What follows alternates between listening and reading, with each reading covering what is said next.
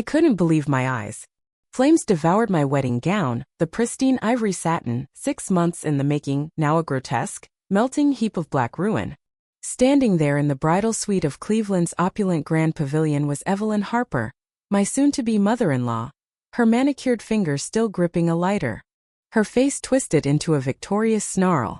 "Now you can't marry my son," she spat, her voice shrill with manic glee.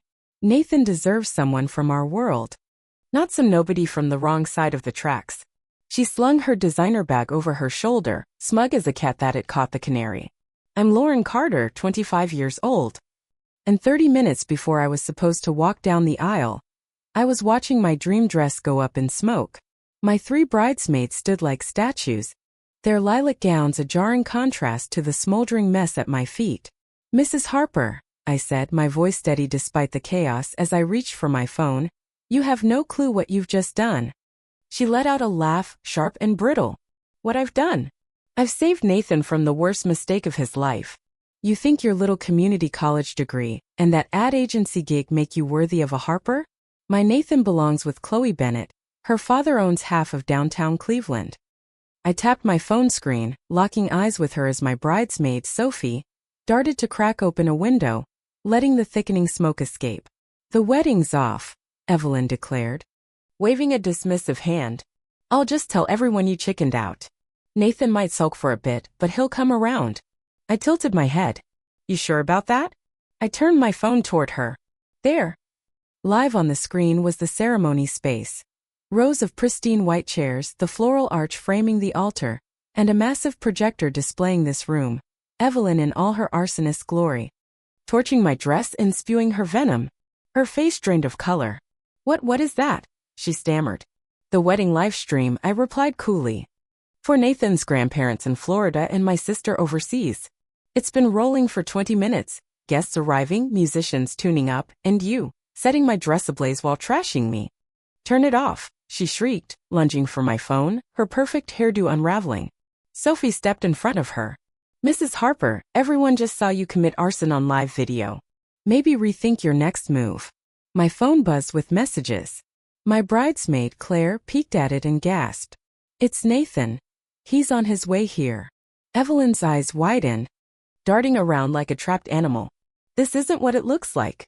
I was testing the fabric. Wedding dresses are supposed to be flame retardant." From my phone, the guests' murmurs grew louder. Someone had pivoted the live stream camera, now capturing the wedding party's reactions. Nathan's father, stone-faced in the front row, the best man bolting toward the building, and Nathan himself. No longer poised at the altar but charging up the aisle, his face a storm of shock and rage. "Lauren," my bridesmaid Mia whispered, "what do we do about the ceremony? Tell everyone to leave?"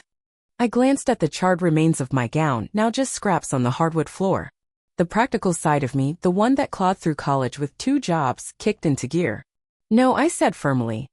"The ceremony's happening. Just differently." The door flew open. Nathan stormed in, tuxedo pristine, his gaze sweeping from me to his mother to the ruined dress. Behind him trailed the venue manager and his father, both looking horrified. "Mom," Nathan said, his voice low and lethal. "Tell me I didn't just see you burn Lauren's dress while saying she's not good enough for us." Evelyn's demeanor flipped like a switch. "Sweetheart, you don't get it. I was protecting you. This girl's been after your money from the start. I was testing her." "Stop," Nathan snapped. "Stop lying. I heard every word." He turned to me, his eyes softening. "Lauren, I'm so sorry. I had no idea she'd pull this." I stepped over the wreckage toward him. "It's just a dress," I said, though we both knew it was more. "But your mom just showed everyone what she really thinks of me, of us." He took my hands, ignoring Evelyn's sputtering. "What do you want to do?" "It's your call." Before I could answer, Mr. Harper stepped forward, his face grim. "Evelyn, what have you done?" His voice was quiet but razor sharp. "Richard, please," she pleaded. "You know the Bennetts are a better match.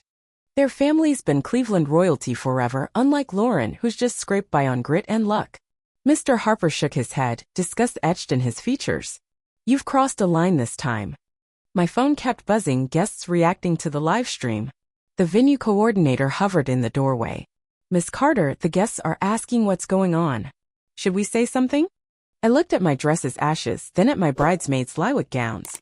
A plan sparked. Tell them there's a change of plans, but the ceremony's on in 20 minutes. Evelyn scoffed. What? In your underwear? You can't possibly. In my backup dress, I cut in, calm as ever. The room went silent. Nathan blinked. You have a backup dress? I didn't yet. But 6 months wrangling diva clients at the ad agency had taught me to always have a plan B. Mia, I said, turning to my bridesmaid, remember that Cleveland bride shoot last month? Call Rachel and ask if her sample dress is still around. Mia's eyes lit up. The ivory sheath with lace? It'd fit you like a glove. Mr. Harper pulled out his phone. I'll have my driver grab it. Where's it at?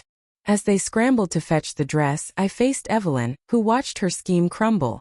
You really thought a dress would stop this wedding after all Nathan and I have built? Everyone's watching, she hissed, nodding at my phone. They saw everything. Yeah, I shot back, and they're about to see what happens next. I faced the camera, knowing the guests were glued to the stream. To everyone out there, thanks for hanging in there. The ceremony's delayed, but love wins. Even when someone tries to torch it. Cheers exploded from my phone speakers, the crowd rallying behind us. Nathan turned to his mother. Mom, you need to go. Dad will take you home. You're not welcome here anymore. Evelyn's face twisted with fury. You pick her over your own mother after all I've done? After what you did today? Nathan fired back. Damn right. The next 20 minutes were a blur. Security escorted Evelyn out. Mr. Harper insisted, apologizing profusely. Rachel from Cleveland Bride showed up with not one, but 3 sample dresses. The bridal suite turned into a war room. Bridesmaids, venue staff, even some guests pitching in. This one, Sophie declared, holding up a sleek ivory sheath with delicate lace.